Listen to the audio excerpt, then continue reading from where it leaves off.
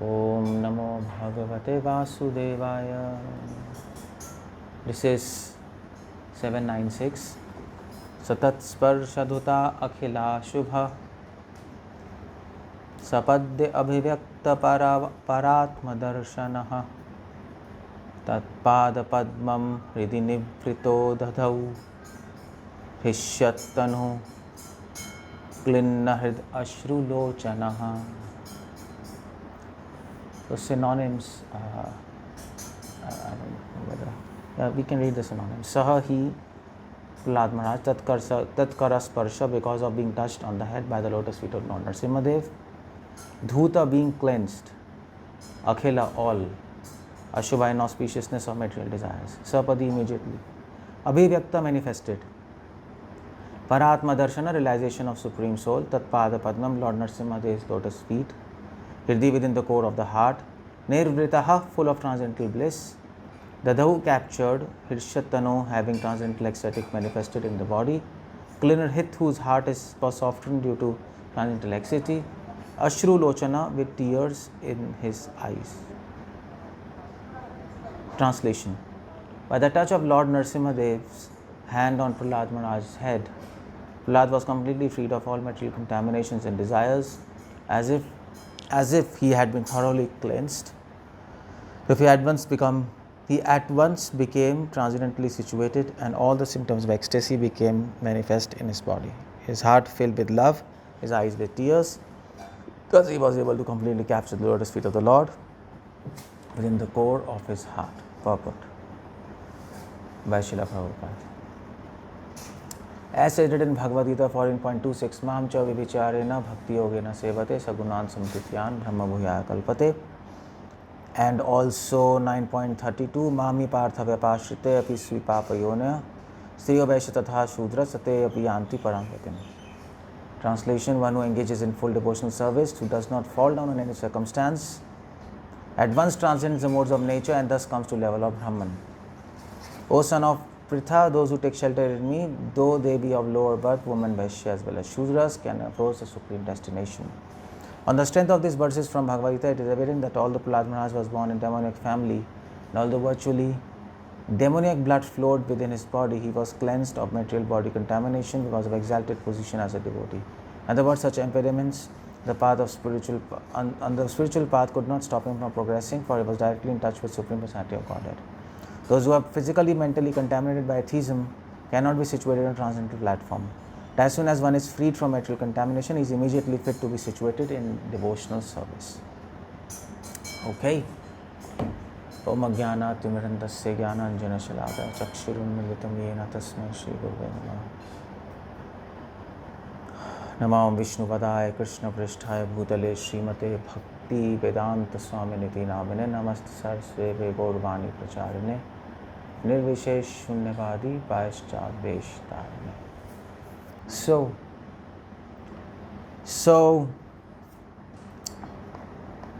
this is a verse where Prahalad Sukadeva Goswami is saying Prahalad Maharaj was completely freed from all material contaminations. The idea is Satat Kara Sparsha. Kara means hand, Sparsha means touch. So when Lord Narasimha Devi appeared in front of Prahalad Maharaj, he touched the head of Prahalad Maharaj. He was very excited by seeing Prahalad, his devotee. And previous verse mentions this. Just as a devotee is excited to actually feel the Lord, similarly the Lord is also excited to feel his devotee. Now devotee wants to touch him, see him, feel him, embrace him. That's a devotee. Because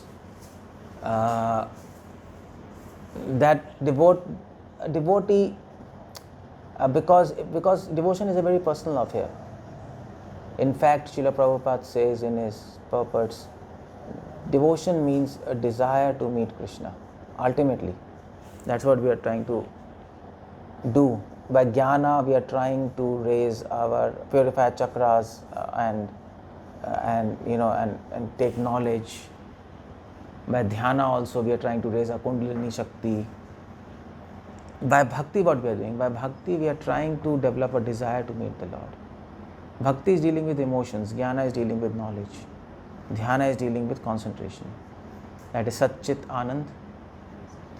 So if you want to approach God through Sat aspect, you have to take the process of dhyan. And if you want to approach the Lord through knowledge, then you have Chit, then you have to take the process of Gyan. If you want to approach the Lord through Ananda, that is feelings and emotions and taste and mellows, you have to approach the Lord through Bhakti Yoga, which is actually the topmost and the fastest process in this age. So, the Lord Himself, He wanted to touch His devotee, He wanted to lick His devotee. In fact, Lord Narasimha, he was licking Prahalad Maharaj, isn't it? Because in this form, he's half animal and half human. So animals lick their cub when they feel affection for them. You might have seen cows, you might have seen they are licking their calf. So that's the whole point. Lord Narasimha, they wanted to feel Him, because that's love. So He wanted to touch Him. He made Him sit on His lap and He touched Him. Now, the touch of Lord, it's automatically purifying. And that's why when we chant the holy names properly, with proper attitude, offenselessly, what happens is we get touch of Krishna in our heart, through the sound vibration, in our soul. And that is a perfection of, that is not perfect, that is the beginning of real chanting. That's the beginning. There you begin chanting. Before that, what you are doing? You are trying to chant. You are not chanting, really. We are all trying to chant, but when we chant properly, the Lord will manifest in His name and give the feeling of His presence to us by touching our soul. And what happens when He touches our soul? What happens when He touched Prahalad Maharaj? Dhuta akhila ashubha. Dhuta means purify, akhila means all. Akhila, khil. In Sanskrit, khila means end. Khil bhag, it is said khil bhag. That is some, khila in this context means leftover portion. Akhila is nothing is left. Akhila. So dhuta means purify, akhila means everything. Ashubha means everything which is impure. So as soon as the Lord touches by His hand or through His holy name, even a slight feeling of His presence, or maybe smell, Prabhupada writes in first canto, quoting Vishwanath Thakur, a devotee can smell the Lord just as he smells 𝗙cie when he chants holy name properly. The Lord will manifest in all His senses and in His soul. So what happens is He becomes pure, that's all. The touch of the Lord will make you pure. Now, this touch of Krishna can be in many forms, which you can imagine or cannot imagine. Or, for example, the touch of the Lord can be in form of His mercy, or it can be form of His anger. Through anger He can touch you. Just like people say, like, he saw me with such a nasty eyes, full of frustration and anger. I felt in my heart his eyes I saw, and the feelings I felt in my heart. You see? So God can touch you through His anger. And in fact, He touched Prahalad Maharaj through His hand, and He touched Hiranyakashipu through His anger, and all the demons there. But what happens? Dhuta akhila ashubha. All of them were purified. All of them were purified. Even the touch of His anger is beneficial. Purified of what? Purified of all the sins, and all of them got liberation. Whoever died through in presence of Lord Narasimha, they got liberation from sins, not from this material, but from sins, because they were demons. They were not having adhikar to actually use the touch of Lord in the way to get real liberation or love of God. Now, a beautiful example is given. When rain comes, it's there on the land, it's there on the ocean. But on the ocean, what's the use of rain? The real benefit of raining is on the land, where there is less water, on the deserted area probably. That's the use. So, but it's raining, so Krishna is giving mercy. Demons cannot take that mercy in the way how devotees take, but that's a problem of demons. But nevertheless, they are benefited. Their sins are destroyed, and they get a good birth in the next life. They get opportunity to serve Krishna in the next life. However Krishna wills, but his will is always beneficial. 𝗙liche 𝗹𝗶𝗹. Now the whole point is Prahalad Maharaj having any Ashubha, any impurities in his heart, or what? That Lord Narasimha had to touch him and he becomes purified of all impurities? No, Prabhupada translates that. Prabhupada translates, you see, by the touch of Lord Narasimha Dev's hand on Prahalad Maharaj's head, Prahalad was completely freed of all material contaminations and desires, as if he had been thoroughly cleansed. So Prahalad was already cleansed, isn't it? Otherwise, why would Lord Narasimha give darshan to him? The fact Lord Narasimha is giving darshan to him, making him sit on his lap, licking him, touching him, this shows that he's already liberated. He's beyond liberation. He's a Paramahamsa, right from his birth. So why Sukadeva Goswami is saying it is as if he has been thoroughly cleansed? Sukadeva Goswami is using this example of Prahalad Maharaj to instruct us that what is the effect of touch of the Lord, in form of real physical touch, in form of merciful glance touching that soul, or in form of the heat of anger touching that particular living entity. In all cases, they will be purified. When Krishna personally touches, when a devotee gets a physical touch from the Lord, then he feels ecstasy. When he gets when the merciful glance touches the living entity, then all his impurities are destroyed, anarthas are destroyed.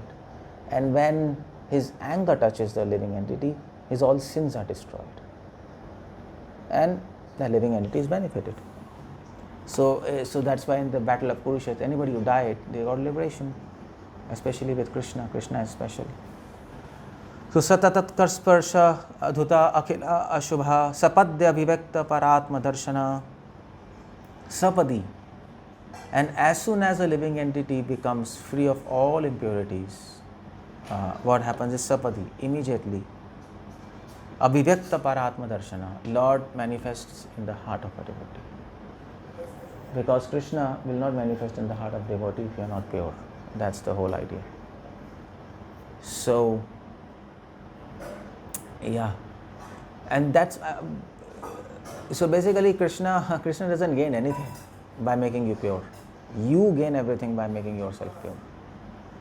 And Krishna puts a condition, I'll come to you, I'll manifest in your heart if you become pure. That's for our benefit. Just like parents tell the child, if you study, we will take you to a holiday, to America for example, or to Canada. In America somewhere, maybe Los Angeles, or maybe, okay, but you have to study and you have to get good marks. So the boy is very inspired, yes, my parents will take to this and place, I have to pass. And that's the whole point. So Krishna says, I'll come in your heart, I'll stay there, provided you become pure. So that result, that Krishna will come to me, that gives the inspiration to become pure. Just like the result of visiting Los Angeles or LA is anyway, it's a hellish city. or maybe Florida or somewhere, or maybe New York. So the desire to go there, the fruit, the result of going to all these places inspires a child to read. Similarly, the desire, the meeting with the Lord is promising, I'll come. This fact inspires a devotee to become pure. So this is very important point to note, because maximum devotees, they want to become pure for themselves, but very few of them, they want to become pure for God. And there's a lot of difference. If you want to do something for yourself, you can't be inspired whole life. But if you want to do something for Lord, then you will be inspired. You can be inspired whole life. Just like parents are, they continuously keep on working in spite of all obstacles for the children.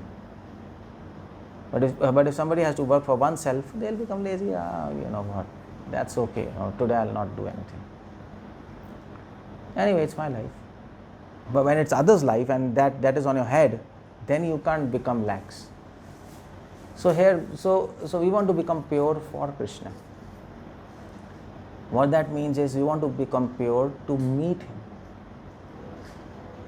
And the desire to meet Him in our heart is not our desire. It's the desire of God. He wants to meet us. That's the whole point. We are becoming pure because He wants to meet us, not that we want to meet Him. Although we say that the whole purpose of devotion is the desire to meet Him. That's where I began. I mentioned in the beginning of the lecture. But the desire to meet Him, the inspiration of desiring to meet Him is the fact that He wants to meet us. He wants to meet us, that is why we want to meet Him. He wants to meet all of us. Because m𝗲𝗶𝗹𝗶, He wants all of us to come back to Him as a father, as parents. So because He wants, that's why we must try to meet Him, fulfill His desires. And the desire to meet Him can only be fulfilled when we become pure. So why we want to become pure? Because He wants to meet us. And that's the whole thing. If a guest wants to arrive at your home, you will make your home clean, isn't it? A special guest is coming. Or if suppose a sannyasi wants to visit your home, then you will do special cleaning. Oh, sannyasi is coming, Maharaj is coming, we want to clean a house perfectly. That will be special cleaning, isn't it? So God wants to come in your heart. He wants to feel you. So that factor helps. That makes us we specially put efforts to make our heart pure. For Him, not for us. That's the whole point. Avivekta paratma darshana. Tatpada padmam hridinivrito dhadau. And what happened is, when He manifested in the heart of Prahalad Maharaj, what Prahalad Maharaj did? Tatpada padmam. He captured the lotus feet of Lord in his heart. His whole attention was on the lotus feet.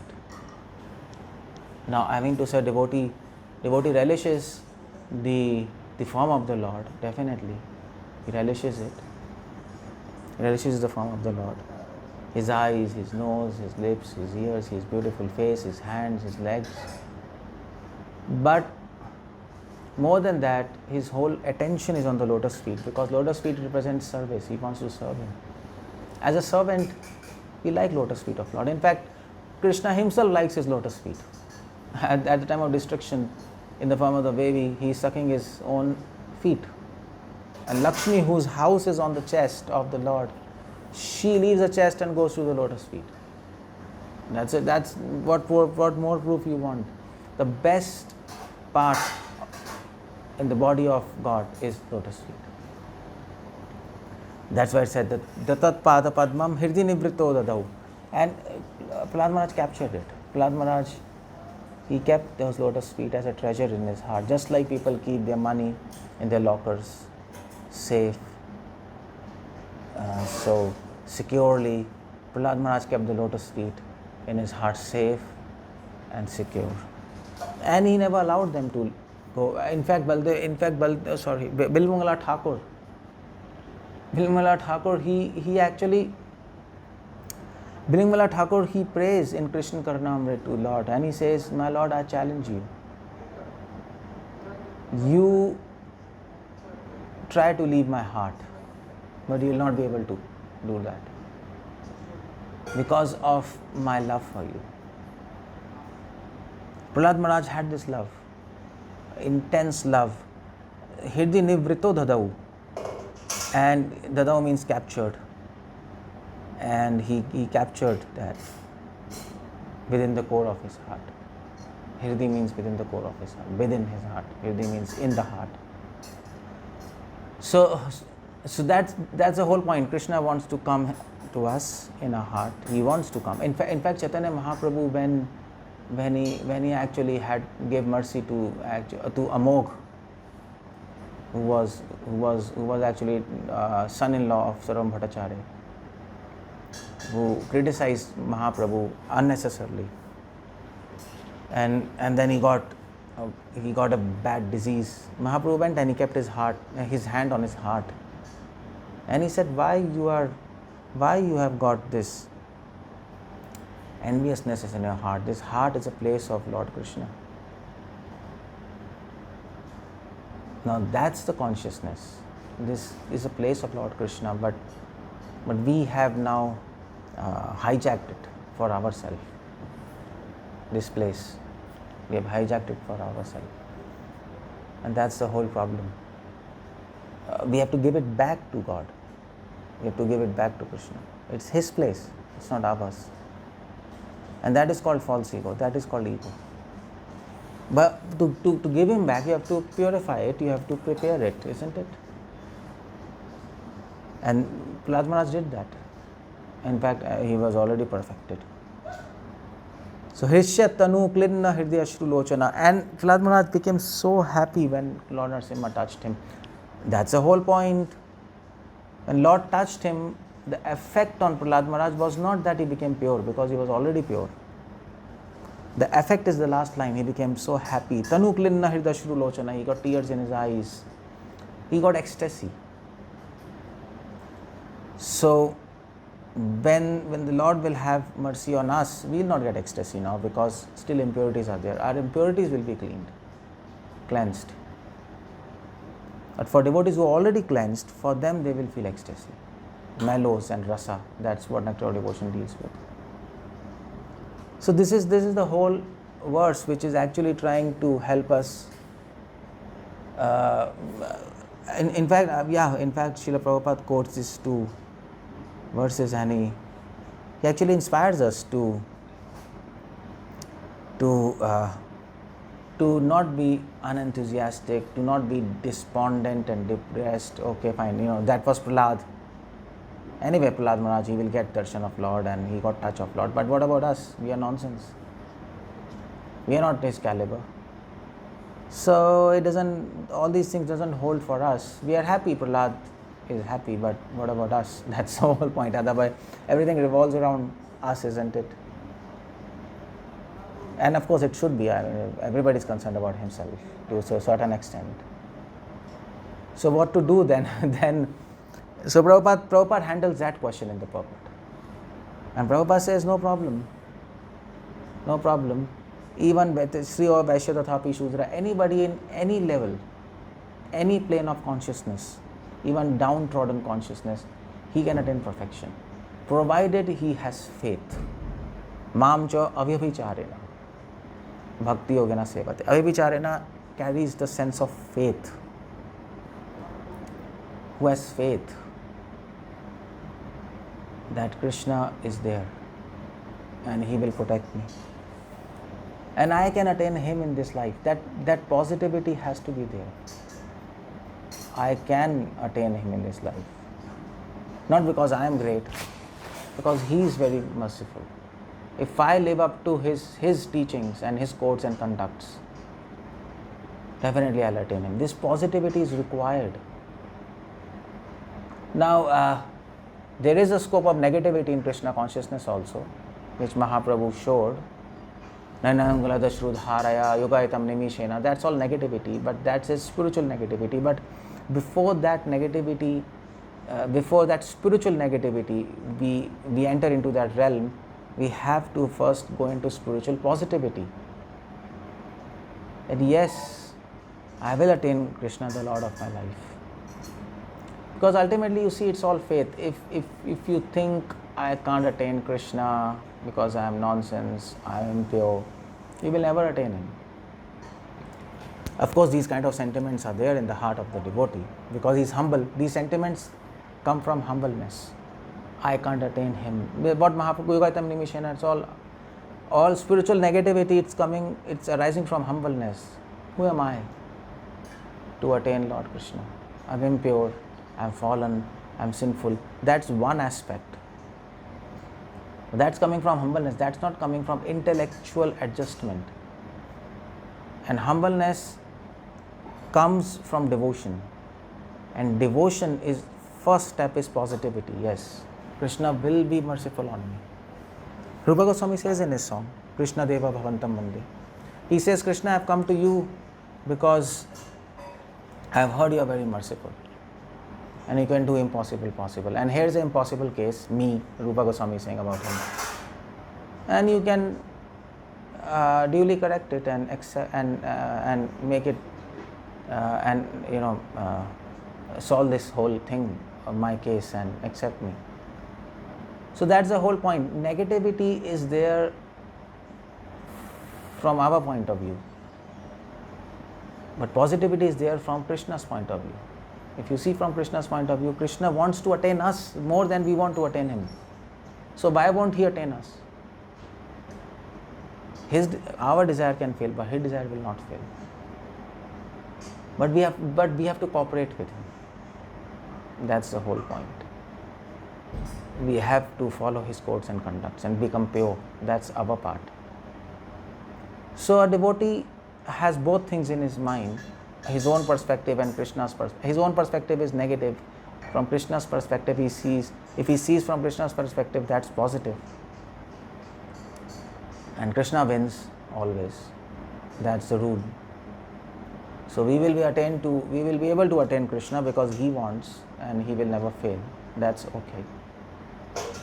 So that is the step one. We have to see ourselves from his eyes. And when we are completely matured and adept in seeing ourselves from his eyes, then comes we see from our eyes. That is Mahaprabhu, Yogaitam Nimishena. But that comes after attachment. That comes after real humbleness, when it manifests from devotion.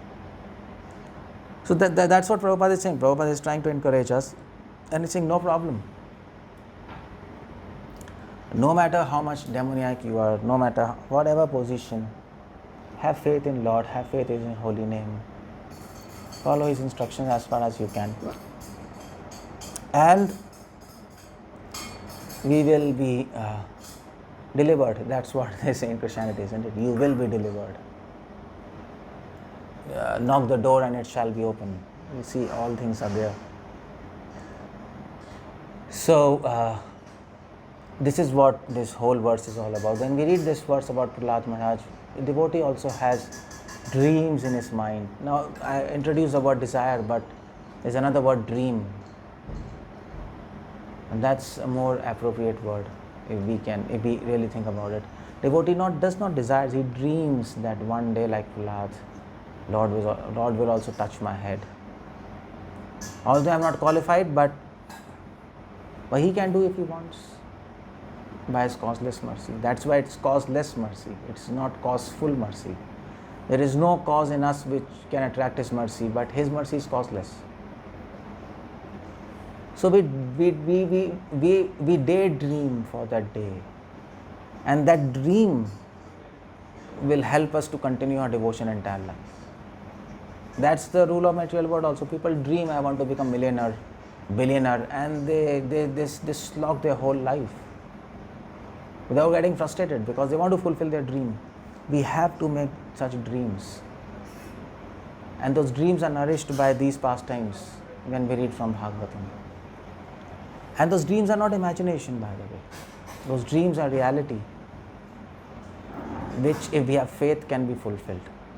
If we think it's imagination, what I am doing, then it doesn't work. You have to have dream and you have to have faith, I will fulfill it. No negativity, be positive and go forward. And then Krishna will give his feeling of presence to you. Even a slight feeling of presence will actually make us pure and elevate us to the extent beyond our imagination, beyond our all efforts. That's what his devotion is all about. Hare Krishna, Srila Prabhupada ki jai. Any questions if anybody wants to ask? Hare Krishna, Dhanvat Pranam Prabhuji. Thank you so much for your section and teachings today. With your permission, we will go ahead with the question and answers. I can see Supriya Mataji raising her hand. Supriya Mataji, can you please go ahead with your question? Please unmute yourself. Yes, Hare Krishna Prabhuji, please accept my humble obeisances. Nice class Prabhuji. I have a couple of questions regarding this entire canto. First question is when 𝗙liche was first cursed by four Kumaras when they appeared at the doorstep of Vishnu Loka, and when 𝗙liche denied them to enter into Vishnu Loka, what they said is that to 𝗙liche that you are filled with the rajas and tamas gunas, and these gunas, when person has this kind of a gunas, they are not allowed to be here in the Vishnu Loka. So what are you doing here? You should immediately take a birth in Mrityu Loka, and that is your punishment. So I have one doubt here. When I am cursing someone, definitely I am in anger. Okay, I am angry because that's why I am cursing. No one curses when they are very happy or pleased. So when the anger is the result of a rajas and tamas guna, right? So the Kumaras themselves are in passion and mode of ignorance.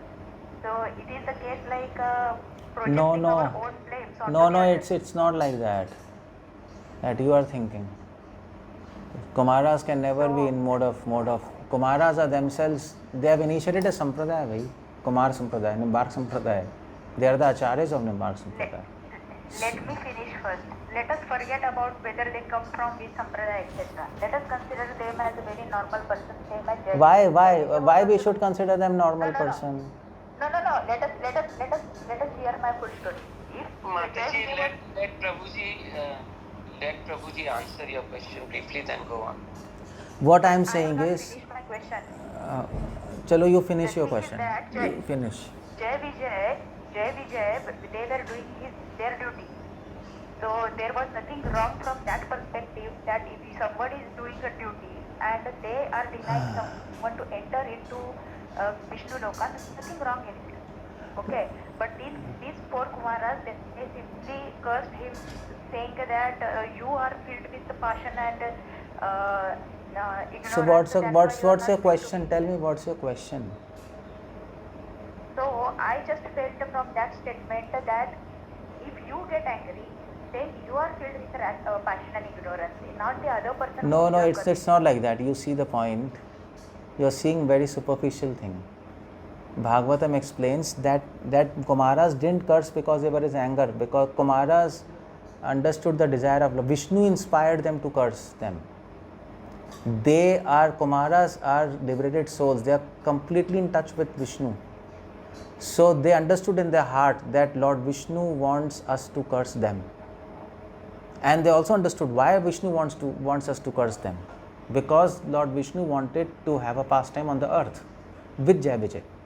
So some drama has to be created so that they leave Vaikuntha and go there down. So that's why they cursed. It was they were completely doing whatever Vishnu wants. And 𝗙liche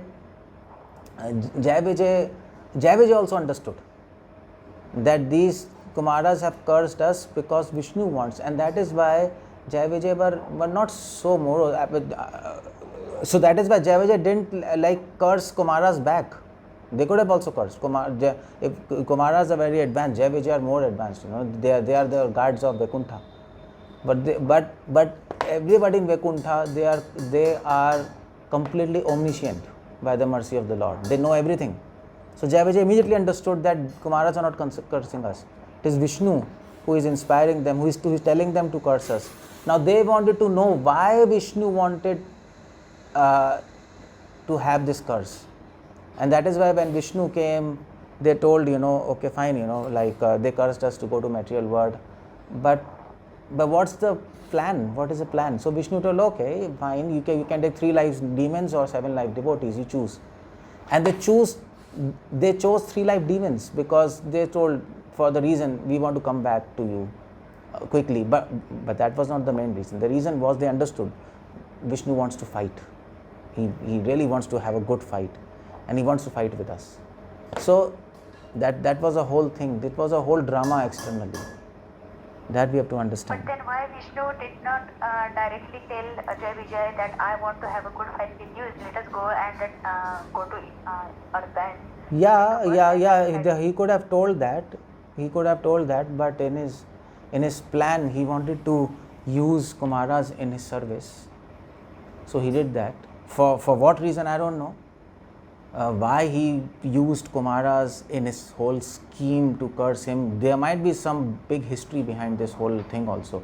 Because whatever Krishna does, Vishnu does, there is a valid and a very pinpoint reason. So some Puranas definitely... so I think Madhvacharya comments on this. Why Vishnu went through this Kumaras to curse him. So Vishnu doesn't initiate anything. There are some cause and reasons from many births, from previous lives. Something might have happened, and he did this. Okay. And another thing is that when they took 3 births, okay, in all the 3 births they were killed by either by Ram, Krishna, or by Narsimha. Okay. But when they took birth as a Shishupal in the last their birth, it was written that because of the Krishna's sin that killed Shishupal, he was free of all his sins, and that's why he went back to Vaikuntha Loka. But then the question I had in mind is that when Hiranyakashipu was killed by Narsimha Dev, Narsimha Dev actually used his own name. Then at that time when that is because, come on, you have to read Bhagavatam, because they had to take 3 lifetimes to fight with Lord. So that is why they didn't get liberation. So only after 3rd birth they got liberation, because that was a scheme, that was a plan. Yeah, but they got cleansed of their sins, right? In each No, sins cleanse. If you become cleansed of sins, it doesn't ensure that you go back to Vaikuntha, until unless Krishna doesn't desire. So in this case, he didn't desire. He wanted them to come back and fight with him. That was his desire. So it's not a protocol that you become free of sin and you go back to Vaikuntha. That's not a protocol. It's not a mathematical equation. That's what Jnanis believe. I become free of sins and I got liberated. No. Devotion philosophy says even if you become free of sins, even if you become Atma Ram, until unless God doesn't want you to come back, you can't go back. For whatever reasons. In 𝗙iche's case, he didn't want them to come back. This is case with ourselves, I mean for us also, Prabhuji. Like if I don't want someone to come to my home, I will not invite them, no matter how pure they are. So you understood, no? Thank you, Prabhuji. Hare Krishna. Thank you, Mataji. Thank you, Prabhuji, for the answer. Prabhuji, Hemant Prabhuji has a question. Please go ahead with your question, Hemant Prabhu. Jaldi bolo. Who is that? Please make Hare your Krishna, voice Prabhuji. a little louder. Hare Krishna, Prabhuji. Yeah. Pranam, Prabhuji. Hare Krishna. Prabhuji, my question is, you said that actual humility comes from the spiritual advancement. So currently, when it is said for us that we should be like humble and so is it like artificial humility or what? Yeah, it is actually imitating humility. You are trying to imitate good things, that's all. But it's not really humility. So, but you also said that in the spiritual life we should first start to focus on the positive aspect. That Krishna will, by the strength of Krishna we can get delivered. Yeah. But in God Devotion Sampradaya we see that we are in the teachings of Mahaprabhu. Like we are directly introduced to Mahaprabhu's teachings. So in which he is saying how fallen the condition of ours is. So maintain a balance between them. Yeah. Maintain a balance, but where do you start? You start from step 1. Become positive, become attached to him, and then comes negativity, and then you balance things. Okay. Okay, Prabhuji. Thank you, Prabhuji. Hare Krishna. Thank you, Prabhuji. There is one question in the chat box from Vicky Prabhuji, and he is requesting you, Hare Krishna, Prabhuji, Dandavat Pranam, Prabhuji, I have a problem which is a little bit personal and I am struggling from last 1 year. Prabhuji, can I seek your help personally? I promise I will not make more than 5 to 7 ask him to mail me. You can post my email ID there. Yes, Prabhuji, I'll do that. And Prabhuji,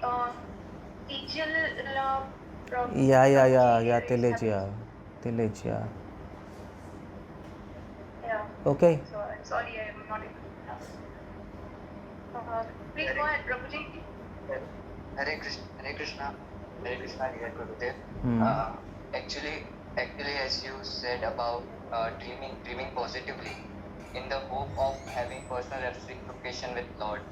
But then how can we save ourselves from speculating those things which are out of our adhikar? You see, the point is, it's not adhikar, no? Adhikar, out of adhikar means you want to kiss him, you want to dance with him. That's not what we are desiring. We are desiring to meet him, that's all. It's a simple desire. It's a desire of a servant for his master. What's out of adhikar? So we should dream in the hope of receiving service personally as a servant. Of course. We are dreaming, no? I'm telling we are dreaming. We are not really doing it. we are thinking we are really doing. Then that's out of adhikar. Dreaming, anybody can dream, no?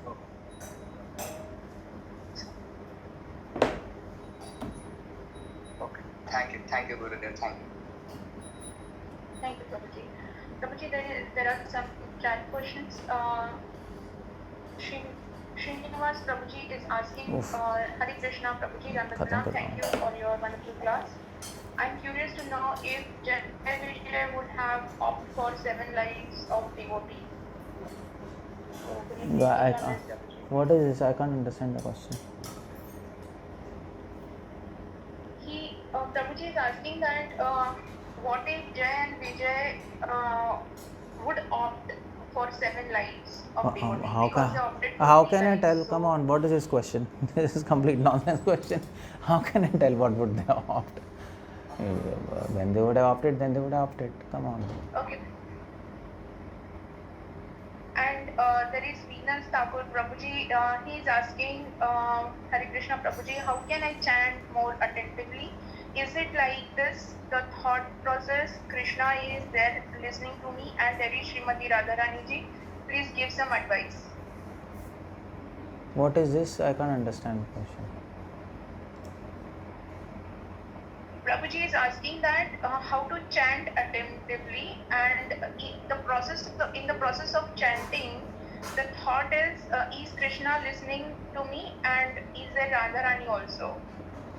So he is having some confusion while chanting. What thought process? While chanting, both are hearing. Both are hearing. You're taking both name, no? Hare Krishna. So both are hearing us together. That's all.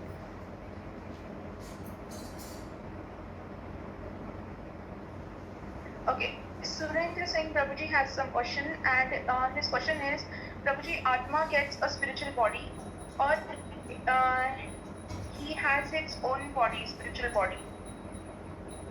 Atma has a spiritual body eternally, which we have forgotten.